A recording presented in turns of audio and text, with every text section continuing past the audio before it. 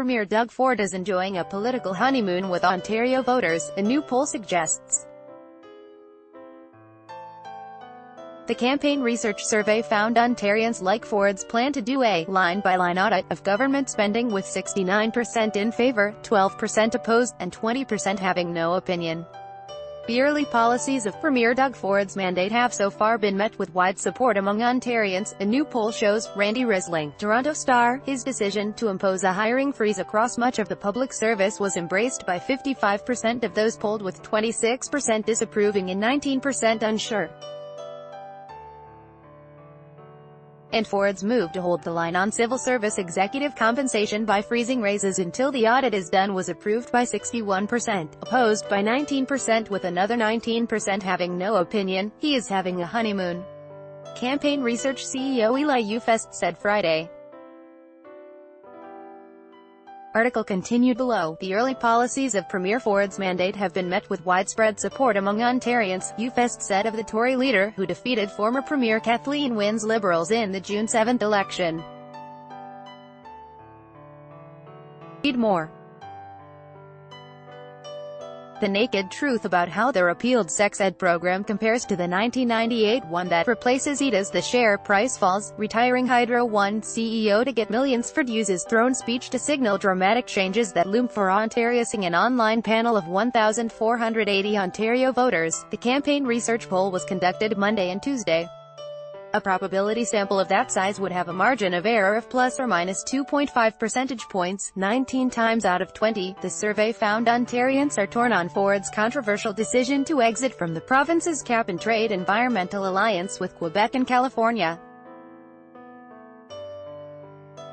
Article continued. Bello asked whether they agreed with his cancelling of cap-and-trade. 37% were in favour, 38% opposed, and 25% had no opinion. The pollster expanded upon that in a follow-up question that found Ontarians similarly split between the view that cap-and-trade drives up energy prices and those who feel it is critical to reducing carbon emissions to fight climate change while bringing in revenue. When framed in that way, 54% support the decision to abandon the greenhouse gas reduction system, while 46% oppose the move. It requires a bit of explanation, a bit of context. So the opportunity for the government right now is to communicate the reason for cancelling it, said Ufest.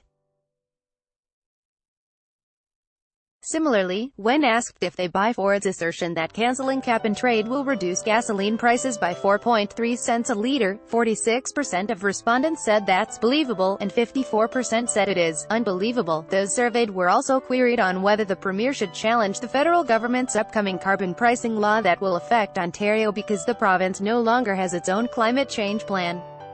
Opinion was divided, with 38% in favour of fighting the law in court and 41% opposing the legal challenge, with 21% unsure.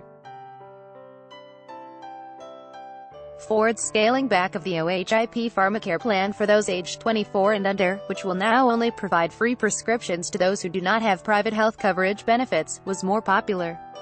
Two-thirds, 66%, agreed with only covering children and youth who do not have insurance through their parents or employers.